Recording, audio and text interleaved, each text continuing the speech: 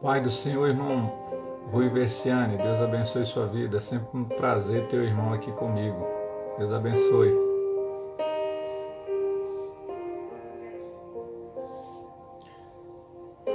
Que a paz e a graça do nosso Senhor Jesus seja com todos.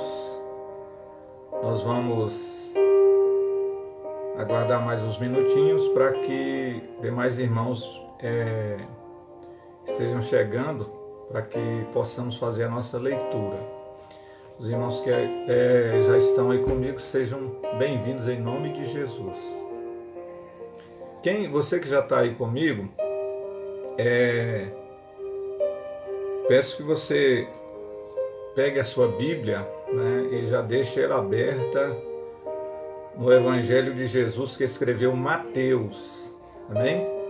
Deixe ela aberta aí no no Evangelho de Jesus que escreveu Mateus, capítulo 24. Mateus 24. Pai do Senhor, irmã Tânia, Deus abençoe sua vida.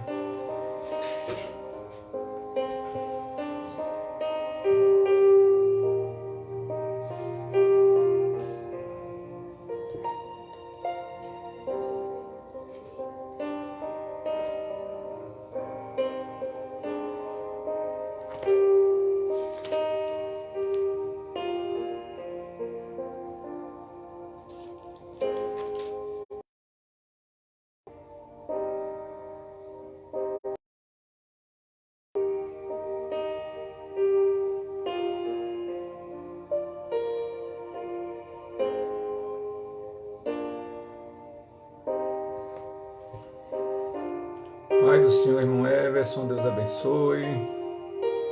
Glória a Deus pela vida dos irmãos que já estão aí.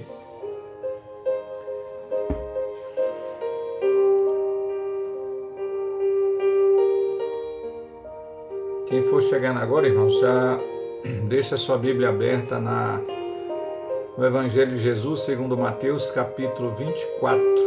Tá bom? A nossa leitura para meditarmos.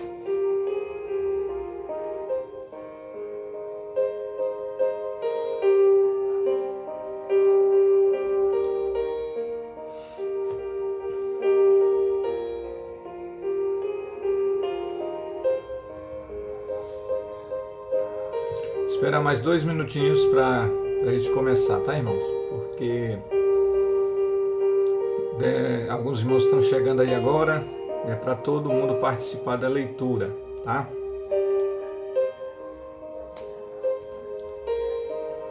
Pai do Senhor, irmã Rosana, minha irmã querida, Deus abençoe. E então, irmãos, como é que tá aí a quarentena, né?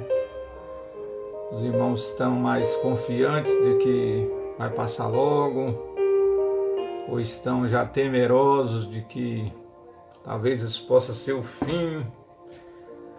Hoje, com certeza, muita gente está por aí já bastante temeroso, né? E já pensando que o mundo vai acabar e tanta coisa. Então, hoje nós vamos estar meditando um pouquinho sobre a palavra de Deus para ver se a gente consegue clarear um pouco as ideias, né? E ver o que realmente a Bíblia fala sobre o que está acontecendo aí conosco, né? Não só no país aqui, mas no mundo inteiro. Muito bem.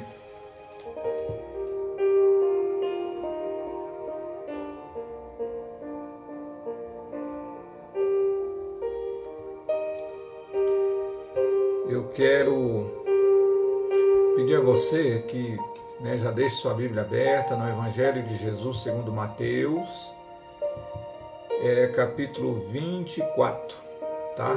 Para que a gente possa meditar. Mas antes eu vou ler o mesmo versículo que eu li ontem, né? Que se encontra na carta do apóstolo São Paulo à igreja em Roma. Carta do apóstolo São Paulo aos Romanos, que diz no capítulo 5 e versículo 8: Mas Deus prova o seu próprio amor para conosco, pelo fato de ter Cristo morrido por nós, sendo nós ainda pecadores.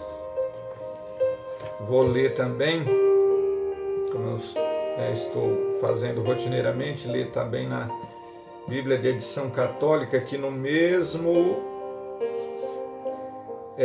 livro, na mesma carta, né? Carta do apóstolo São Paulo aos Romanos, capítulo 5, versículo 8. Mas eis aqui uma prova brilhante de amor de Deus por nós. Quando éramos ainda pecadores, Cristo morreu por nós. Quando éramos ainda pecadores, quando nós não merecíamos essa prova de amor, o Senhor morreu por nós. Quando estávamos na prática do pecado, vivendo dissolutamente afastados de Deus, Deus provou, né, que nos ama. O amor de Deus, ele é incrível. Os nossos erros não diminuem o amor de Deus por nós. Os nossos erros provocam, separação entre nós e o nosso Deus e traz consequências ruins. Mas Deus continua nos amando, não aprovando as nossas falhas e erros. É como o pai e a mãe, com o filho. Por mais que o filho erre, o pai ou a mãe nunca perde o amor por ele. O castiga, aplica a ele corretivos, mas nunca deixa de amá-lo. Muito bem, nós vamos voltar então para nossa leitura, a qual eu falei, Mateus capítulo 24. Mateus capítulo 24, nós vamos ler a partir do versículo 1. Mateus 24, a partir do versículo 1. Você que está com a sua Bíblia aberta aí, vamos ler então. Mateus 24, versículo 1. Tendo Jesus saído do templo, ia se retirando. Quando se aproximaram dele os seus discípulos para lhe mostrar as construções do templo. Ele, porém, disse: Não vedes tudo isto? Em verdade vos digo que não ficará aqui pedra sobre pedra, que não seja derribada. No versículo 3, no Monte das Oliveiras achava-se Jesus assentado. Quando se aproximaram dele os discípulos em particular, e lhe pediram: Dize-nos, quando sucederão estas coisas, e que sinal haverá da tua vinda e da consumação do século? E ele lhes respondeu: Vede que ninguém vos engane, porque virão muitos em meu nome, dizendo: Eu sou o Cristo, e enganarão a muitos. E certamente ouvireis de guerras, rumores de guerras. Vede, não vos assusteis, porque é necessário assim acontecer, mas ainda não é o fim. Porquanto se levantará nação contra nação, reino contra reino, e haverá fomes e terremotos em vários lugares. Porém, tudo isto é o princípio das dores. Então sereis atribulados, e vos matarão. Sereis odiados de todas as nações, por causa do meu nome. Nesse tempo, muitos hão de se escandalizar, trair e odiar uns aos outros. Levantar-se-ão muitos falsos profetas e enganarão a muitos. E por se multiplicar a iniquidade, o amor se esfriará de quase todos. Aquele, porém, que perseverar até o fim, esse será salvo. E será pregado este evangelho do reino por todo o mundo, para testemunho a todas as nações. Então virá o fim. Muito bem. Então é sobre isso que nós vamos falar, a respeito da igreja, né, e o princípio das dores. Então ali, os discípulos eles tiveram essa preocupação, né, e foram até o Senhor para perguntar a Ele a respeito disso. Como que vai ser isto? Quais são os sinais? Tem uma data, Senhor? O Senhor pode nos falar aí, aqui em particular, nós não vamos falar para ninguém, não. Fala para nós a data disso acontecer, para que a gente fique mais tranquilo, se prepare melhor, não é? E aí o Senhor Jesus, antes de estar passando a eles algumas informações a respeito disso aí, o Senhor, no versículo 4, Mateus 24, versículo 4, ele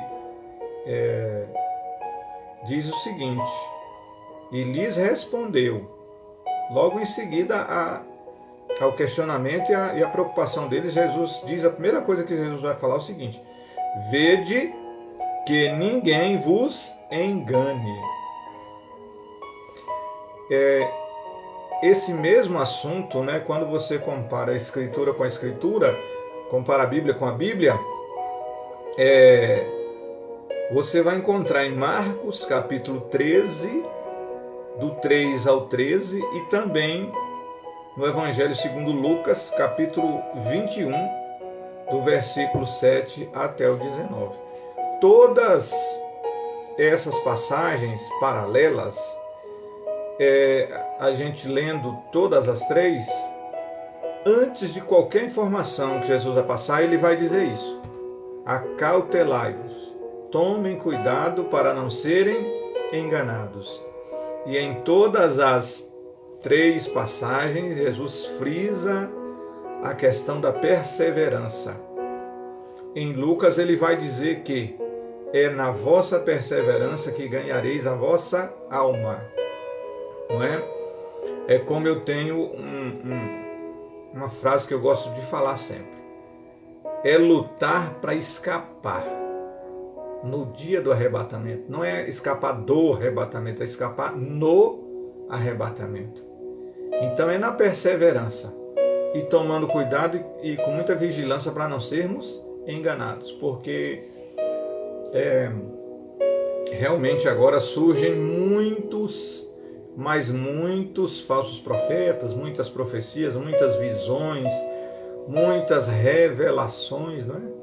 Então nós temos que realmente ter cautela, tá? Então hoje, assim, com muita cautela, nós vamos estar passando para os irmãos algumas informações, né, para que a gente possa, na verdade, ter um apanhado geral daquilo que está acontecendo, né? Então nós vamos partir do geral para o específico, para o que nós estamos vivendo nesse momento. Muito bem. Então, assim, falar de escatologia é um campo muito fértil para gerar polêmicas, dúvidas, discussões. Por quê? Porque existem muitas correntes de pensamento a esse respeito, não é? Então, eu vou falar para vocês, pelo menos 4 tipos de pensamento em relação as coisas que ainda vão acontecer: arrebatamento da igreja, grande tribulação, fim do mundo, o milênio, tá? Então, assim, existem 4 correntes de pensamento a respeito disso. Então, provavelmente, o que eu vou falar para você hoje, pode ser que você não concorde, ou pode ser que você tenha outro tipo de entendimento. Por quê? Porque a sua linha teológica, a qual você foi discipulado, ou o seu pastor crê e te ensina, pode ser diferente da que eu vou falar aqui, tá? Mas eu vou passar para você 4 linhas teológicas que são mais aí vigentes a respeito desse assunto, tá? Pai do Senhor, os irmãos estão chegando agora, Deus abençoe vocês. Irmãos, compartilhem, divulguem, transmitam a outros irmãos, a outras pessoas.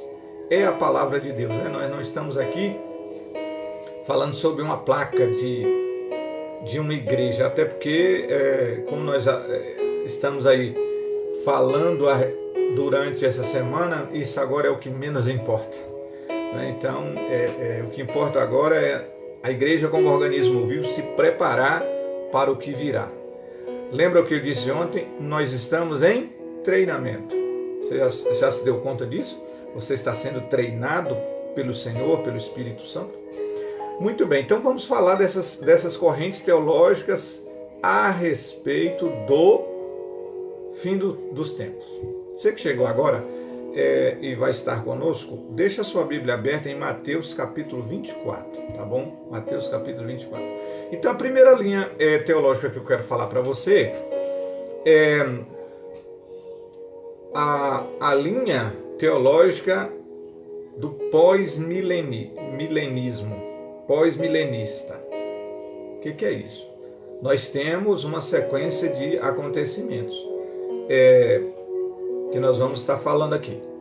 Então nós temos os sinais da vinda de Cristo, o princípio das dores, a vinda de Cristo, grande tribulação, né, guerra do Armagedon, reino milenial de Cristo, juízo final, estado eterno. Então, o que os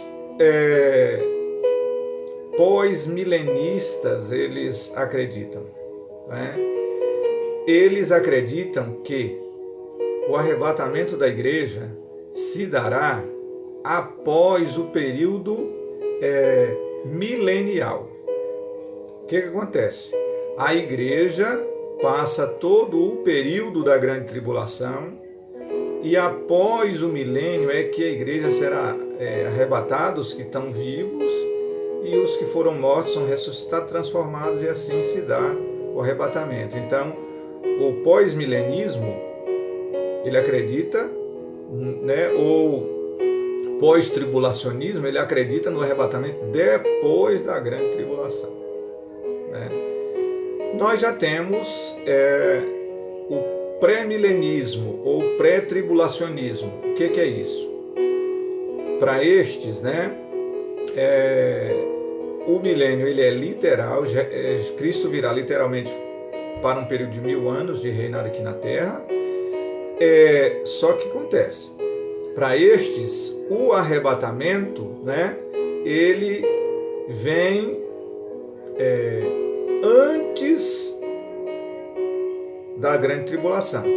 O pré-milenismo, né, ou pré-tribulacionismo acredita no arrebatamento da igreja antes do período de 7 anos de tribulação, né, para depois vir o milênio, tá?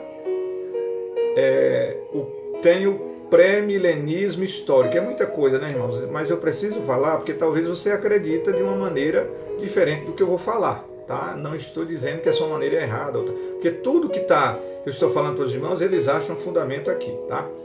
Então nós temos o pré-tribulacionismo histórico. Ele coloca o milênio depois da grande tribulação, afirmam que a grande tribulação será de um curto período de tempo. Ou seja, também eles acreditam que a igreja passa por todo o sofrimento para depois ser arrebatada, né? Então, e tem aqueles que são amilenistas, eles não acreditam no milênio literal, tá? Então, esses são os pensamentos, né, de alguns. E ainda tem mais um. Tem um pensamento teológico que diz e ensina que a igreja será arrebatada na metade da grande tribulação. Período de 7 anos, a igreja ainda passa os 3 anos e meio para depois ser arrebatada, né? Esse aí é o chamado mesotribulacionismo, né? O arrebatamento vem antes do milênio, porém no meio da grande tribulação, tá? Então, assim, são essas, tem muitas outras correntes teológicas. Por exemplo, com relação ao arrebatamento. né, dessas que eu falei, ainda tem uma outra que não acredita em arrebatamento. A igreja não será arrebatada. Cristo virá, vai estabelecer o seu reino, mas não haverá arrebatamento. Simplesmente nós vamos ser transformados e, né? Mas enfim, não dá para a gente esmiuçar cada um desses pensamentos. Você, como um bom estudante da palavra, interessado em saber mais, você deve procurar informações sobre isso, ou para saber do seu pastor qual é o tipo de linha teológica que ele acredita. E você examina para nós termos a que é mais coerente. Dessas que eu falei, qual é a linha teológica que nós acreditamos, né? Que nós achamos a que seja mais coerente.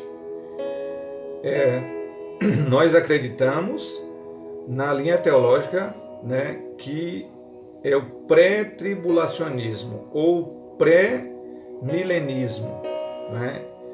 E também acreditamos nas dispensações. Vou explicar tudo isso para vocês. Parece uma coisa muito confusa, mas na verdade a gente vai encaixar tudo para a gente ter uma conclusão bem prática, tá? Então, assim, nós acreditamos nisso, que a igreja, na linha teológica que diz que a igreja será tirada, né, arrebatada, ela será, haverá o rapto da igreja antes da grande tribulação, que são os períodos de juízo de Deus para a terra, tá? Então é nisso que nós vamos focar aqui, amém?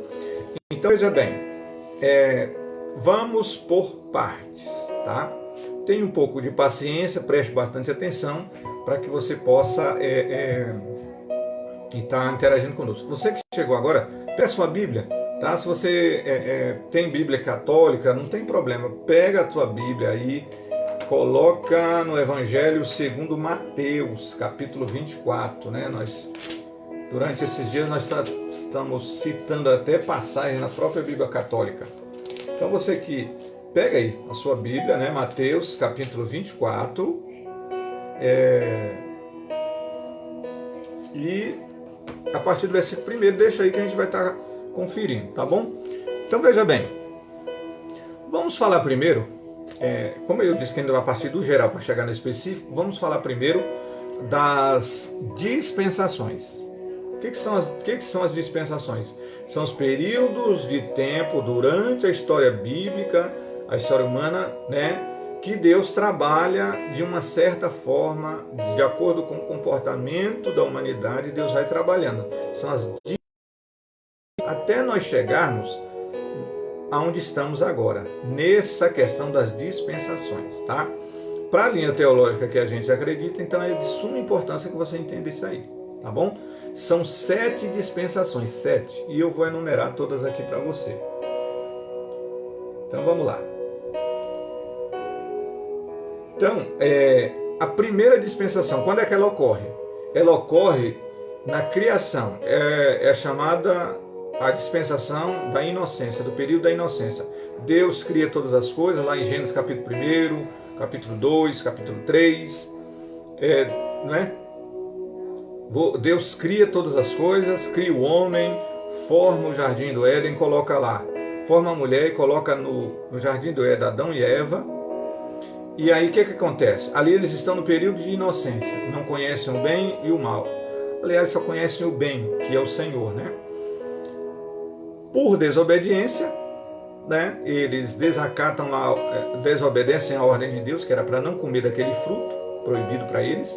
Comem, passam a ter consciência do bem e do mal, e a partir dali, não é? Quando eles são retirados do jardim, começa a dispensação da consciência. O homem está consciente do que é o bem e do que é o mal. Só que o que acontece? Durante o período da história, a gente vai aprendendo o seguinte, que mesmo o homem sabendo o que é certo e o que é errado, o que o homem é mais propenso a fazer? Não é sempre o errado? Esse é que é o problema. Nós pecamos por quê? Não basta só conhecer o bem e o mal. Você tem que conhecer o bem e o mal, fugir do mal e procurar fazer o bem. Mas o ser humano, ele na sua natureza, ele é propenso ao erro, tá? Então, aí entra o que? A dispensação da consciência, não é? E durante esse período, até o capítulo 6 de Gênesis, nós vamos ver o quê? Que a corrupção e a maldade do homem, ela cresceu de tal forma, né, que Deus resolveu fazer o quê? Deus resolveu punir e exterminar a humanidade com o dilúvio. Nesse contexto, ele acha um homem chamado Noé, que acha graça diante de Deus, porque Noé andava com Deus, ele era homem justo, reto, diante daquela corrupção toda, né? E aí Deus, ali, Deus pune a humanidade com o dilúvio. Então, só restou quem? Noé e sua família. 8 pessoas que entraram naquela arca, com os casais dos animais, foram salvos. A partir daí saímos da dispensação da consciência, o homem é consciente, passamos para o governo humano. Aí, nessa questão do governo humano, o homem se multiplica, não é? Aí eles estão crescendo e eles têm uma ideia. Não, vamos fazer o seguinte, vamos fazer aqui uma torre para que a gente possa chegar até os céus, para que a gente engrandeça o nosso nome, né? E ali Deus viu que aquele negócio também não ia ser bom. Por quê? Porque o homem estava sendo já movido de orgulho, de altivez, de arrogância. E aí, né, Deus faz o quê? Deus vai e bloqueia esse plano deles. Bloqueou o plano, traz a confusão das línguas, e ali cessou a dispensação do governo humano. O homem se governando não deu certo. Até hoje é assim, né? O governo humano distanciado de Deus só dá errado. O provérbio diz que quando o justo governa, o povo se alegra, mas quando o ímpio governa, o povo geme, né? Então ali houve a confusão das línguas. Então nós saímos da dispensação do governo humano, passamos agora para a dispensação da promessa. Quando é que isso acontece? Quando em Gênesis capítulo 12, Deus vai chamar quem? Um homem chamado Abrão. Deus chama esse homem Abrão na sua terra, em Ur dos Caldeus, uma terra idólatra, faz para ele promessas. Pede para ele se retirar da sua terra e ir para...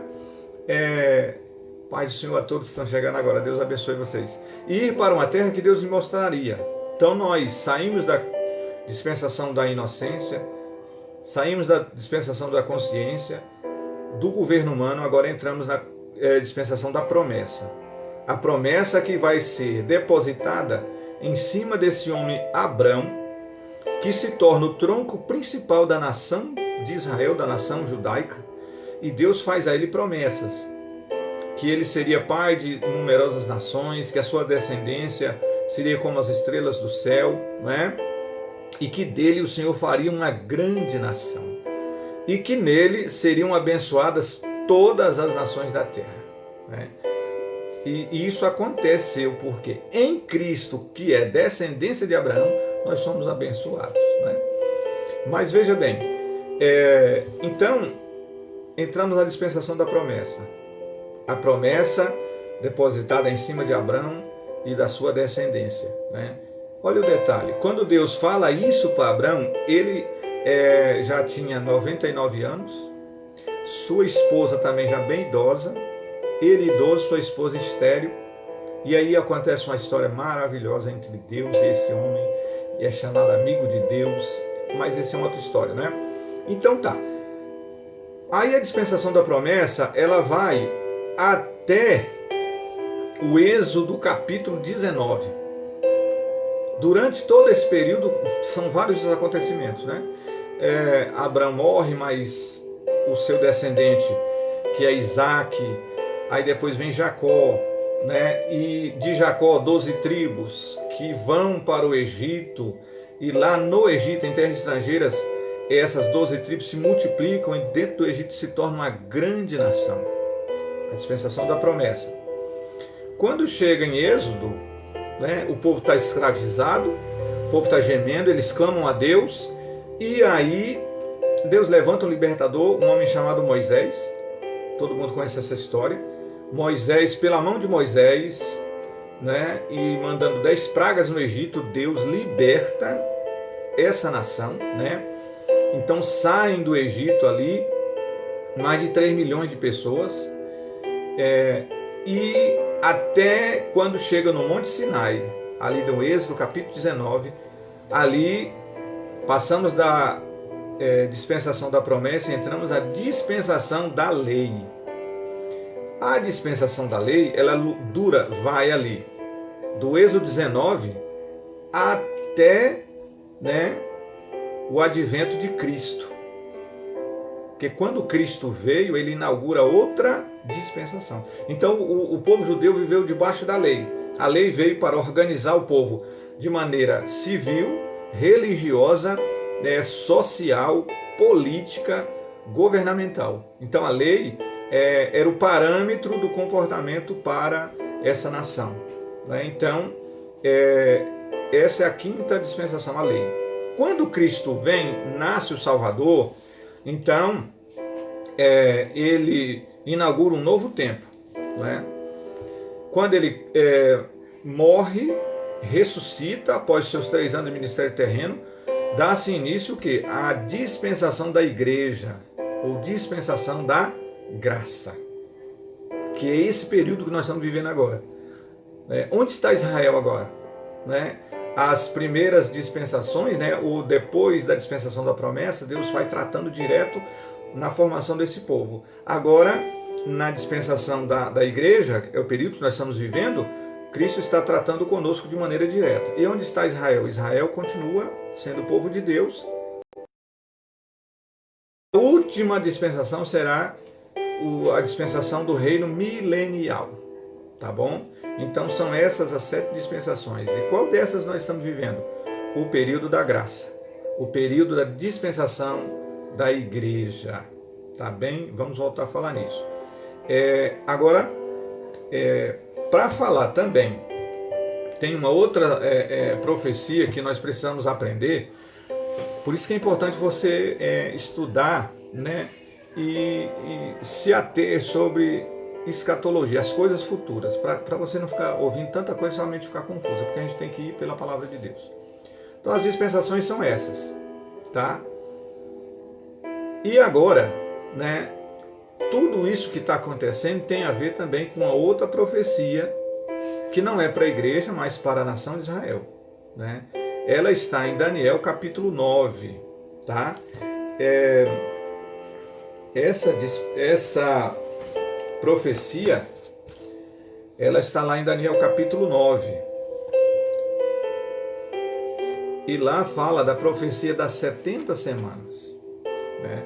Parece ser também uma coisa muito confusa. Meu Deus, está dando um nó na minha cabeça. Não se preocupe não, você vai entender tudo, tá? Porque eu estou fazendo um contexto bem geral para você entender o que é que está acontecendo hoje, né? Sem a gente fazer isso, muita confusão é feita, né? Porque o que não está faltando nesses últimos dias aí que está passando por isso é sonhos, visões, revelações e muita coisa, e a gente precisa ter muito cuidado. Então essa profecia das 70 semanas, ela está em Daniel capítulo 9, do versículo 20 até o 27. Tá? O que acontece? Quando é que se deu isso? Né? Para quem conhece a história do povo de Deus, então o povo de Deus estava na Babilônia, passando ali 70 anos de cativeiro. Quando chegou o final dos 70 anos, Daniel foi orar a Deus. Deus, já passou 70 anos, o povo não está liberto ainda, o que está acontecendo? Aí Deus envia o anjo Gabriel para falar com Daniel e fala para ele dessa profecia, que não é para a igreja, é diretamente para Israel. Né? Em Daniel capítulo 9, versículo 24, né? 70 semanas estão determinadas sobre o teu povo e sobre a tua santa cidade. Então são 70 semanas. Só que tem um detalhe. Estas semanas não são de dias, elas são de anos. Tá? Por que elas são de anos? Devido ao período de tempo que elas abrangem e devido aos acontecimentos que o anjo fala para Daniel. Aí chega-se essa conclusão. E a semana profética, né, os dias proféticos, eles são de anos, tá? Então, são quantas semanas? 70. O anjo falou para Gabriel, para Daniel. Só que essas 70 semanas elas estão divididas em 3 grupos. Um primeiro grupo são de 7 semanas. Um primeiro grupo, né, não sei se vai dar para você ver, ele é dividido em 7 semanas. O que acontece nesse período de 7 semanas ou 49 anos? O povo está lá no cativo, aí Deus manda essa promessa através do anjo, essa profecia. Nesses 49 anos, o que acontece? Acontece o decreto para a reconstrução de Jerusalém, que em 49 anos Jerusalém foi reconstruída, né? E são fatos históricos, bíblicos, que são comprovados. Então o rei Ciro dá o decreto, o povo volta, liderado por Neemias, reconstrói a cidade em 49 anos.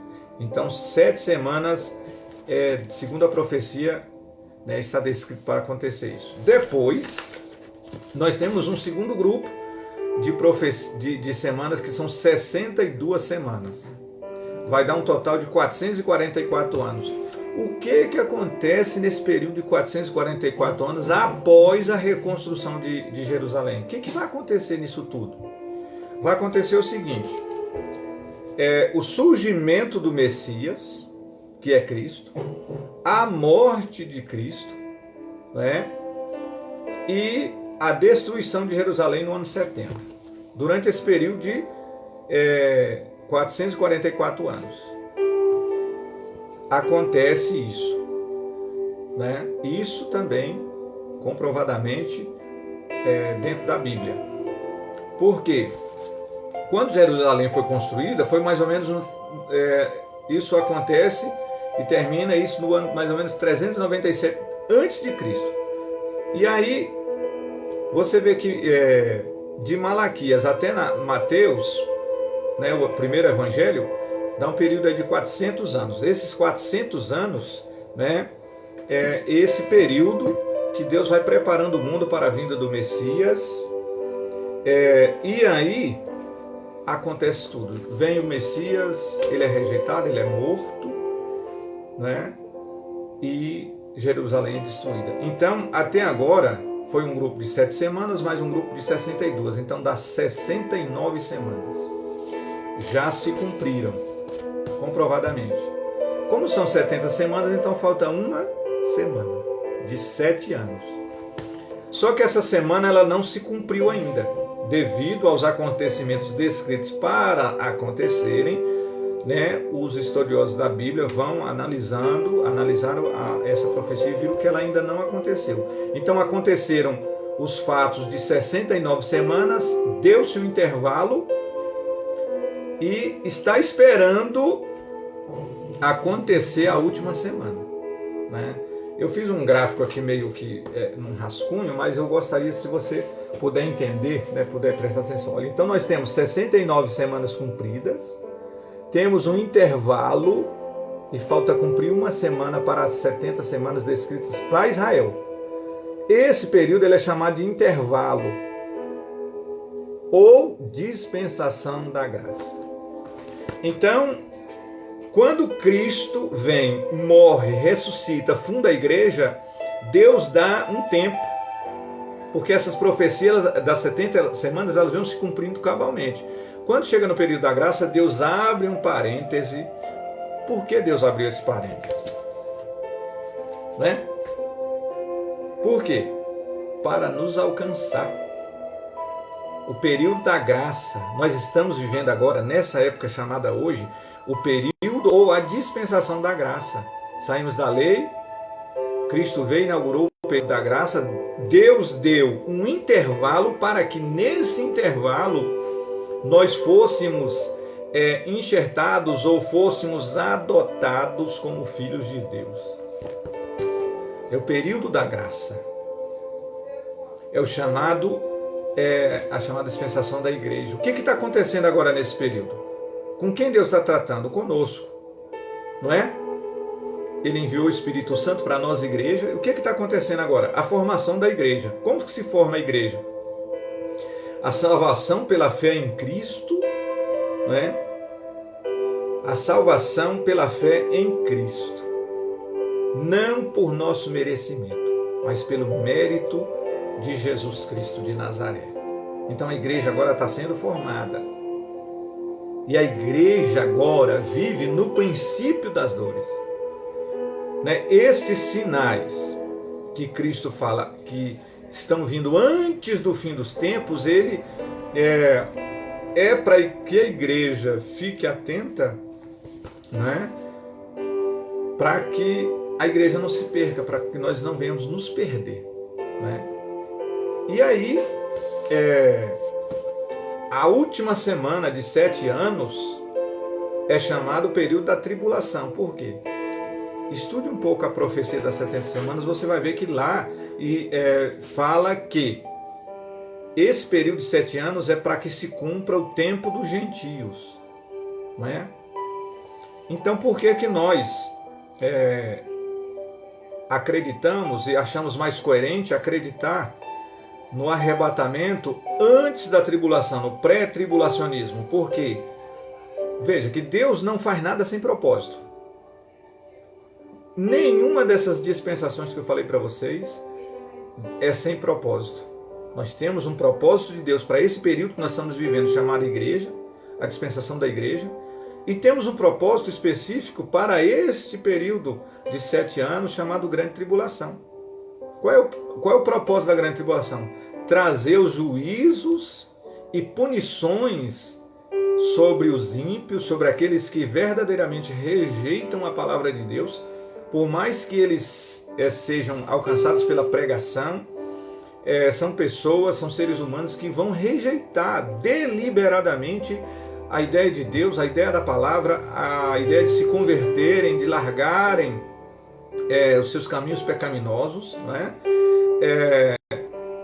É um período de que Deus vai derramar juízos, né, e punições sobre os seguidores do anticristo, sobre os seguidores da besta, sobre os adoradores da besta, sobre aqueles que vão dar ouvidos ao falso profeta que virá. Né? Então não há razão de ser da igreja passar por isso e experimentar juízos que não são para a igreja. Né? Então por isso que nós achamos isso mais coerente, tá bom? Então assim, agora eu quero que nós voltemos nossa atenção para o período que estamos agora. Qual é? A dispensação da graça. Né? Por que que ainda não é o fim? Né? Porque no período dos 7 anos vão ocorrer muitos fatos que só poderão acontecer depois que a igreja, né, de acordo com essa linha de pensamento pré-dispensacionalista, de acordo com isso que nós cremos. A Bíblia fala em Tessalonicenses que muita gente agora quer saber, será que o anticristo já existe? Será que ele já está por aí? Né? Será que ele tem um nome? E a besta e o falso profeta? Então são tantas as perguntas. Né? Em primeiro lugar, a Bíblia diz que ele personificado não há condições de ser ainda, porque a igreja está na terra e a Bíblia diz que o que está na igreja detém a operação dele de maneira deliberada. O Espírito Santo que está na terra detém o espírito do anticristo. O espírito do anticristo ele já age como que já doutrinando as pessoas para que elas aceitem de maneira a não desconfiar e a nem questionar a maneira de governo que virá. Então, o que está acontecendo agora? E esse coronavírus aí é um sinal do fim dos tempos? Confinamento agora. Né? Será que já não tem aí uma teoria da conspiração? Meu Deus, será que já nós não vamos nem amanhecer sábado e tudo já vai ser o fim do mundo? O que vai ser? Né? Então vamos entender um pouquinho aqui nos minutos que nos restam. Né? Eu precisava trazer esse apanhado geral para que você entendesse esse período específico. Tá? E aí a gente desfaz algumas dúvidas, né, de algum dos irmãos. Então, Cristo, antes de falar para os discípulos do que vai acontecer, ele disse o seguinte: tomem cuidado, né? Então, assim, outra coisa que a gente não sabe, por exemplo, é até quando vai esse período chamado a dispensação da graça. Não tem como saber, né? Nós sabemos que ele vai acabar. A Bíblia descreve, né, através de parábolas, por exemplo, a parábola das 10 virgens, né, que esse período ele vai ter um fim. Só que não sabemos quando. Tá? Então, dentro desse parêntese também estão acontecendo o quê? Os sinais dessas dores mais intensas que virão. Então agora eu quero falar um pouco desses sinais e alguns sinais, né, que vão anteceder a vinda do Senhor para levar a sua igreja. Então, veja bem, como que você está dirigindo seu carro, né? Tá. Como que você fica sabendo que a 500 metros tem lá um radar, né? Ou alguns chamam de pardal, outros de barreira eletrônica, que pode te multar? Como que você fica sabendo? Porque 500 metros antes tem uma placa bem grandona com um sinal dizendo, olha, velocidade da via, 60 por hora, né? Fiscalização eletrônica adiante, a 500 metros. E aí o que a gente faz? Observa lá aquele sinal e vai. Mas e por que apesar da placa enorme lá, nós ainda conseguimos ser multados? Por quê, irmão? Porque a gente só observa o sinal, mas não vigia. Então Cristo disse assim, vigiai e orai. Ele descreveu os sinais, mas disse assim, tome cuidado. Então nós somos, às vezes, bons observadores de sinais, mas não estamos vigiando com a nossa própria vida. Nós acabamos nos descuidando. É um descuido. Você vê, a 500 metros atrás tem uma placa avisando, mas o seu pensamento desvia outra coisa, você passa 80 por hora. Quando vê, já passou, só esperar a multa chegar. Então, os sinais servem de alerta para o que virá adiante. Tá? Então, para isso servem os sinais, evidenciar a veracidade da Bíblia, né? Então nós temos sinais da vinda do Senhor e, consequentemente, a consumação do século em todas as camadas da sociedade.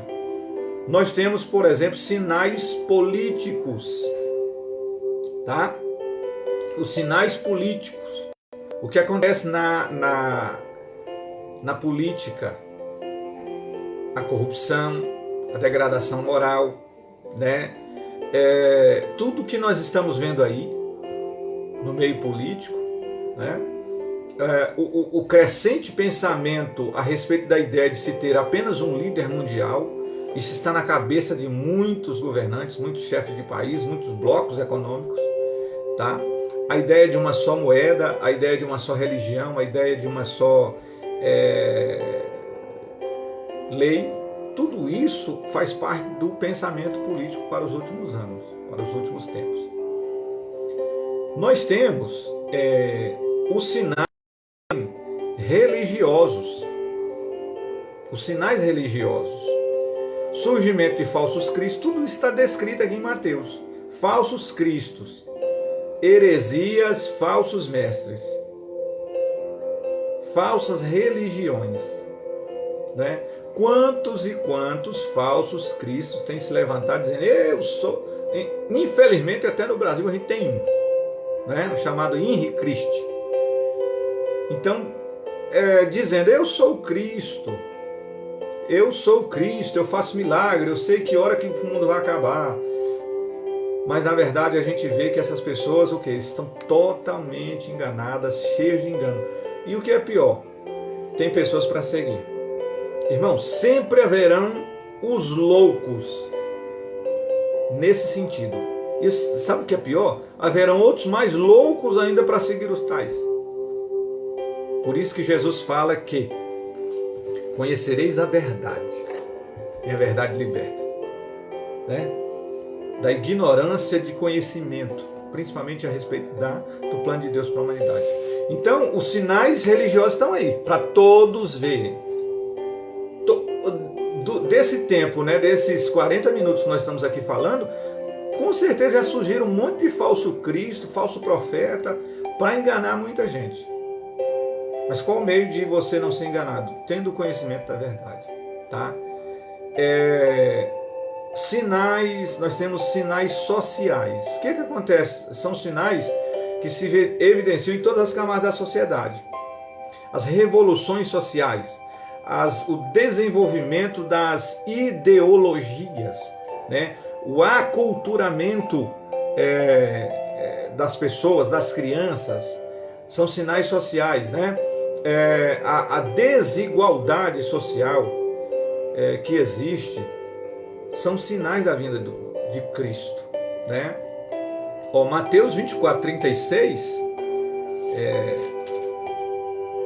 diz o seguinte: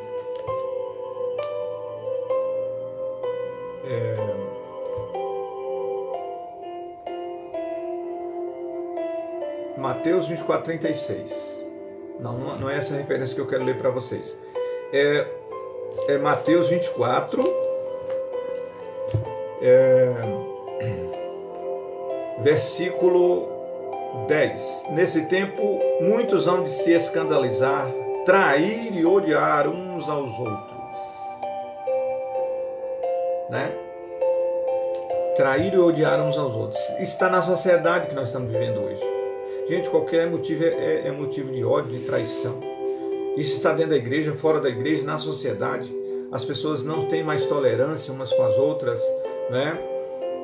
As pessoas se tornaram ríspidas.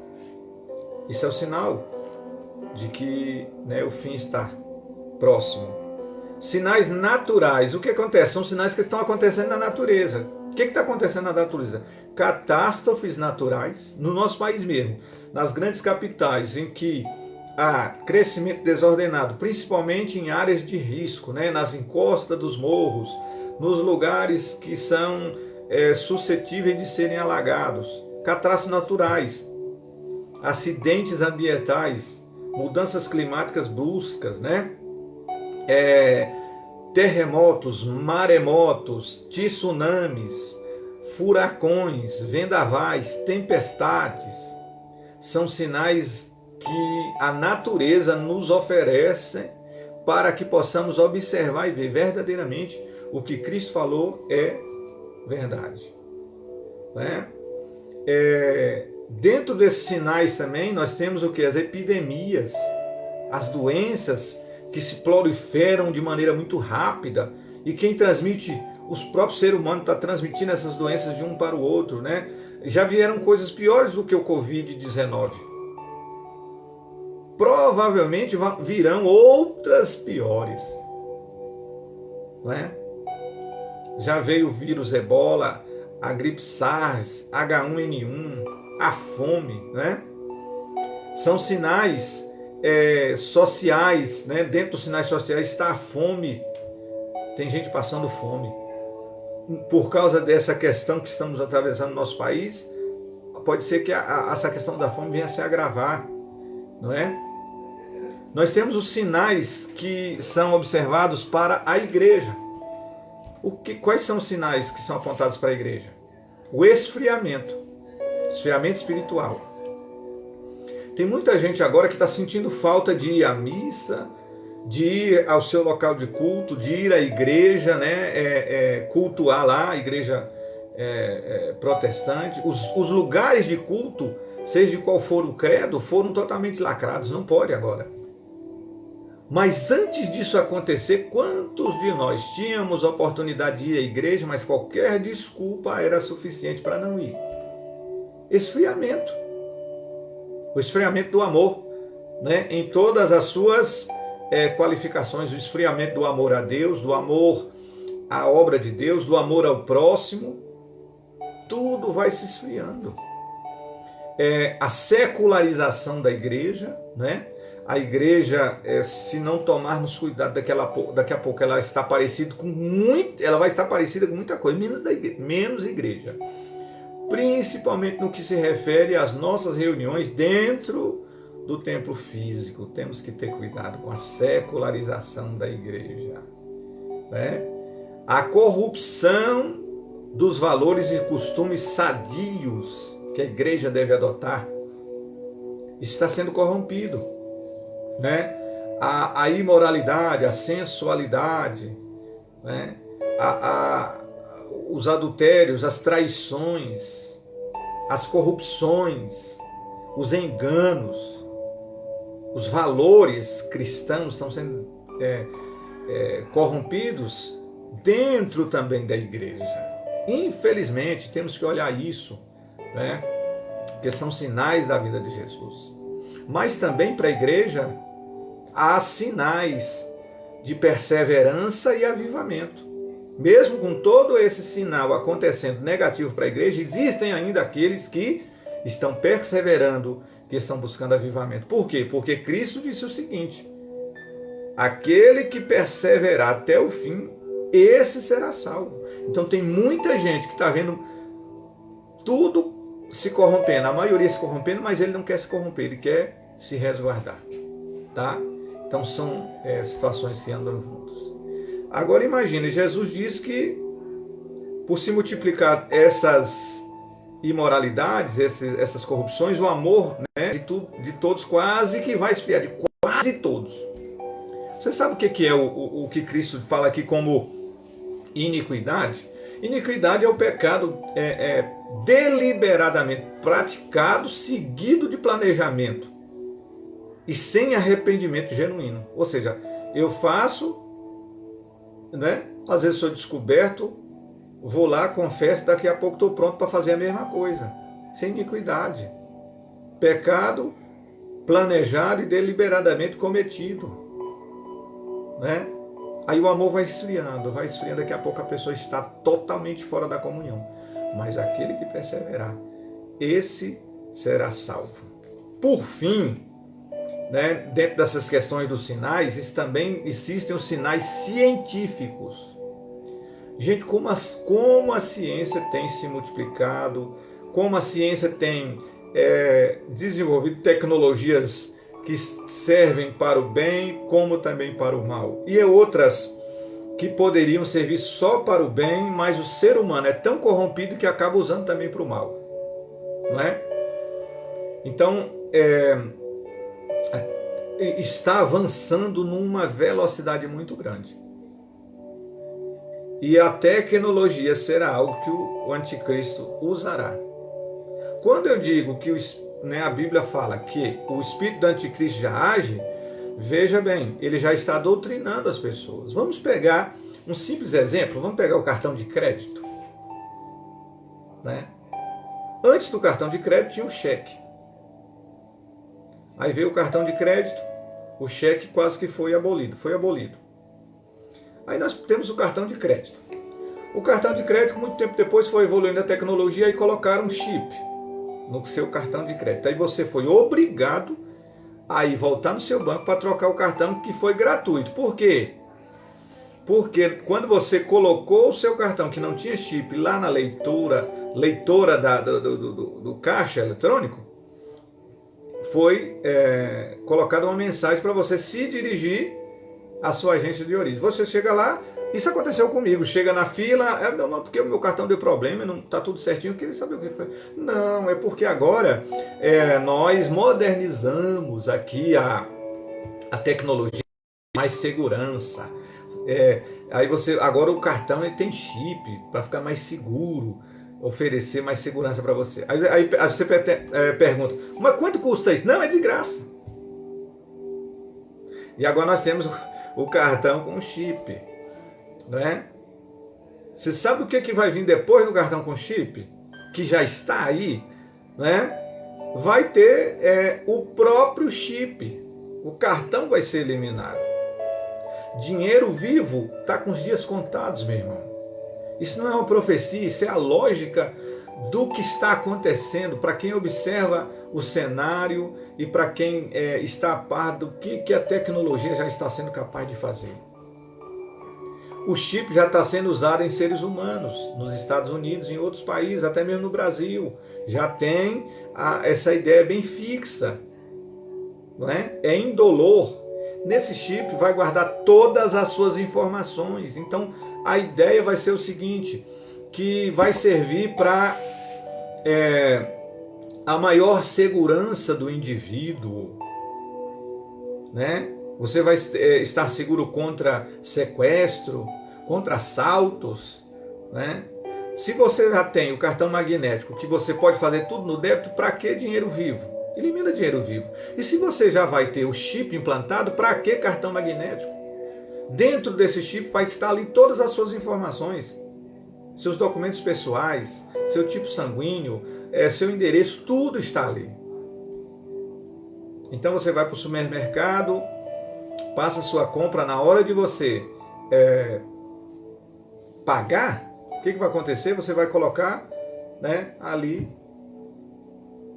a parte de cima da sua mão, passa lá na leitora, pum, acabou. Sai os créditos da sua conta, né?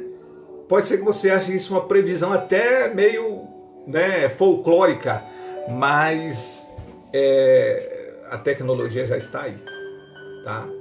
Então, isso tudo que está acontecendo é o princípio das dores.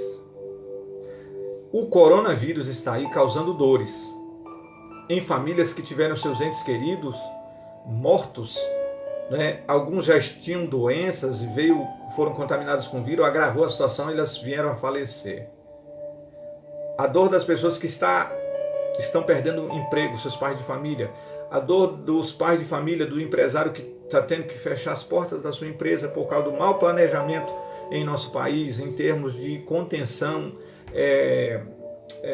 do Covid-19. Né? A dor de pensar que, em decorrência disso, poderão as famílias passar necessidade, passar fome até. Né? Está abalando psicologicamente as pessoas, emocionalmente. Tem gente já estressada dentro de casa. Gente, então, e preste atenção que Cristo falou que ainda não é o fim. O que vai ser o fim? Coisas piores. Só que a Bíblia tem promessa de que as coisas piores a igreja não vai passar por elas. Por isso que eu creio na linha teológica pré-tribulacionista, dispensacionalista. A igreja, o rapto da igreja será antes da grande tribulação. O Senhor é justo e fiel. O princípio das dores vamos passar. Por quê? Porque nós precisamos observar e ver a veracidade da Bíblia. E isso tudo deve servir para quê? Para que a gente venha rever a nossa vida cristã e nos aliançarmos cada vez mais com o Senhor, com Cristo, e nos prepararmos para esse grande evento. Né? Então assim, irmão, ainda não é o fim. Porque o fim, meu irmão, olha, não sei se poderíamos suportar. Quem acha, né, por exemplo, que já é a grande tribulação, ou nós vamos passar pelo menos pela metade da grande tribulação, ou a tribulação inteira para poder sermos arrebatados. Esse tipo de pensamento teológico, para quem está lá na igreja perseguida, ele né, algo assim que não se pode aplicar. Porque como é que você chega para alguém que está na igreja perseguida, já sofrendo o princípio das dores, vendo suas famílias mortas, torturadas, igrejas queimadas, pessoas queimadas vivas, e nós vamos ensinar para essas pessoas, não, olha, isso aí é só o princípiozinho, porque a igreja ainda vai passar por coisa pior do que isso. Como? Será que Deus, né, mudaria os seus propósitos? Não. O propósito do fim da grande tribulação, do período de 7 anos, é trazer juízo sobre aqueles que rejeitam a Deus, e não para aqueles que se aliançam com Deus. Você está aliançado com Deus? Você está com a sua aliança em dias com Deus? Não tema o fim. Jesus diz, olha tudo isso aí, mas não precisa se assustar. Mas por que Jesus falou isso? Olha, veja o que está acontecendo agora, né? O cenário do mundo agora, sendo aterrorizado pelo Covid-19, pela quebradeira das bolsas. Então sinais se evidenciam em todas as camadas. Para piorar a situação, um país aí que eu me esqueci o nome agora, um vulcão entrou em erupção. Meu Deus! Por que a gente tem tanta certeza que próximo está a vinda do Senhor? os sinais são os mesmos, desde que o Senhor colocou para os discípulos essa explicação e essas previsões, os sinais estão aí. Mas só que nós temos que observar a intensidade que eles estão acontecendo. Terremotos cada vez mais destruidores, fome matando cada vez mais pessoas, as epidemias se proliferando de maneira cada vez mais rápida. Bastou um vírus, que segundo os cientistas não é tão letal quanto os que já passaram por aqui e ainda estão aí, para abalar as estruturas humanas. Mas só não abala o organismo vivo chamado igreja, no qual nós estamos inseridos e temos a promessa que eu vou ler para você, aqui para a gente encerrar, né, para a live não ficar muito longa. Eu quero ler para você. Primeira carta de Paulo aos Tessalonicenses, né, para você ficar tranquilo. Ainda não é o fim, né? O anticristo ainda não apareceu, apesar do espírito dele agir, doutrinando a mente das pessoas para absorver a marca da besta, uma falsa religião, uma só moeda, um controle total e absoluto. Você sabia que aqui no nosso país, os governadores de São Paulo e Rio de Janeiro, né, já monitoram os cidadãos através do número do celular? Na verdade, todos nós estamos sendo monitorados, nós é que nos enganamos. Então a mente do ser humano já está sendo doutrinada para quando o anticristo chegar vai ser para muitos a melhor coisa. Mas para nós, igreja, que temos conhecimento da verdade, o que nós temos que fazer agora, irmãos? Levar essa verdade para as pessoas. Precisamos ganhar as pessoas agora para Cristo. 1 Tessalonicenses, capítulo 4.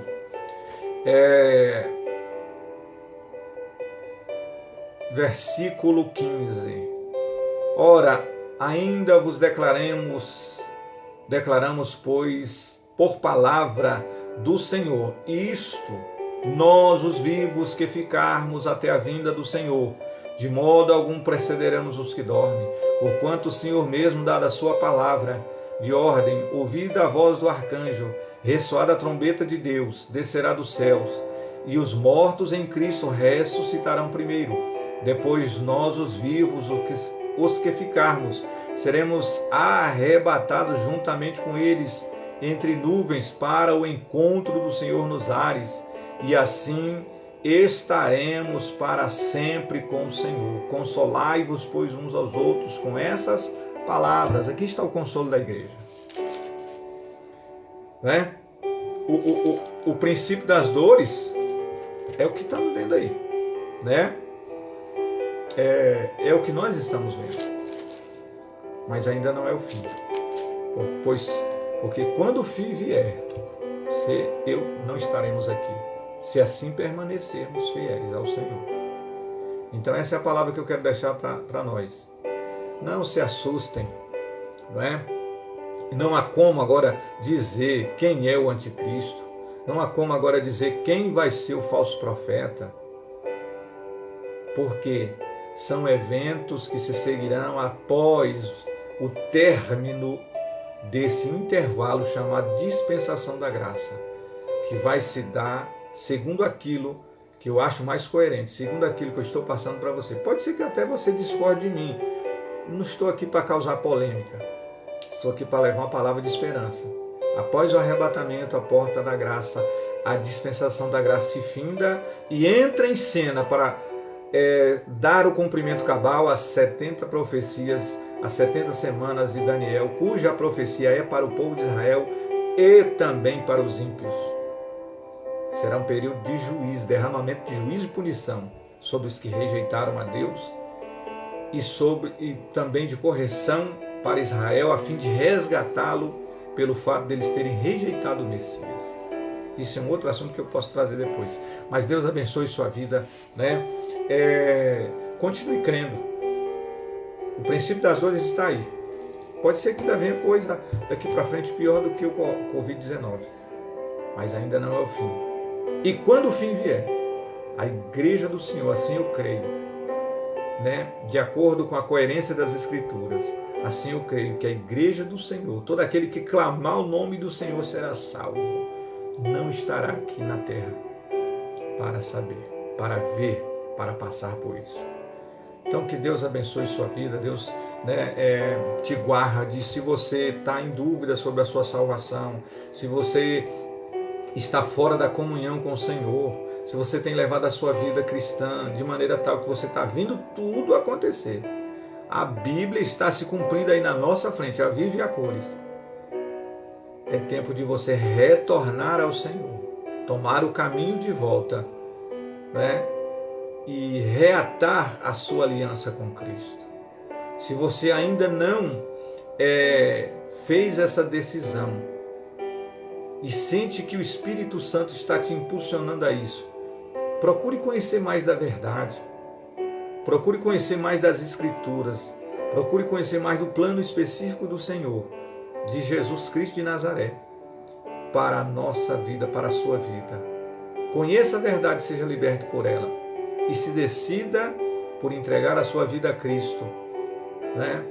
Não estou falando de você ir mudar de religião, de você agora fazer parte de uma instituição que tem uma placa específica. Não, esse é o momento de você entregar sua vida a Cristo. Isso é prioritário. Aonde você vai decidir congregar, com qual pastor você vai decidir congregar, isso é secundário. O que é prioritário é você entregar a vida a Cristo, se arrepender dos seus pecados, porque a promessa na dispensação da igreja é sobre aqueles que entregam a fé, a vida por fé, tá? Eu senti de Deus, vou ler aqui na Bíblia de edição católica para a gente encerrar. Agora a gente encerra mesmo, não é? Efésios capítulo 2. Efésios capítulo 2. Quero ler para a gente estar encerrando aqui, tá? Efésios capítulo 2. A partir do versículo 7. Carta do apóstolo São Paulo à igreja de Éfesos, capítulo 2, versículo 7. Ele demonstrou assim pelos séculos futuros a imensidão das riquezas de sua graça, graça, favor não merecido.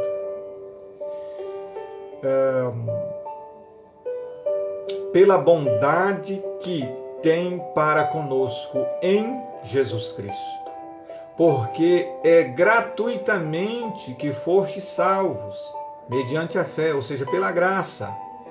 Isto não provém de vossos méritos, mas é puro dom de Deus. Que maravilha! Não provém das obras para que ninguém se glorie.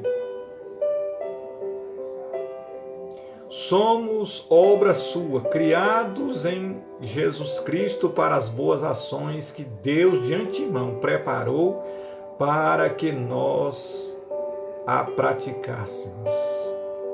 Então, meu filho, minha filha, é pela graça. Está aqui, ó, Bíblia de edição católica. E é a mesma coisa aqui na nossa Bíblia de edição protestante. Pela graça. É tempo de buscar a graça, porque a graça tem tempo determinado para acabar. Eu só não sei te dizer quando, mas pelas Escrituras ela vai ter um tempo determinado. Então, antes que isso aconteça, procure a graça de Deus. Deus abençoe você, sua família, né? Amanhã, né, com certeza vamos estar aqui trazendo mais uma meditação. Não sei se vamos dar continuidade a esse assunto ou se vamos trazer um outro, tá bom? Porque falar de escatologia é muito polêmico, eu não quero aqui criar polêmica, tá? Então que Deus abençoe você, sua vida. Espero que você tenha sido edificado com essa palavra. Peço que você compartilhe, divulgue, envie para os seus seguidores, os seus amigos, para que mais pessoas sejam edificadas pela palavra de Deus.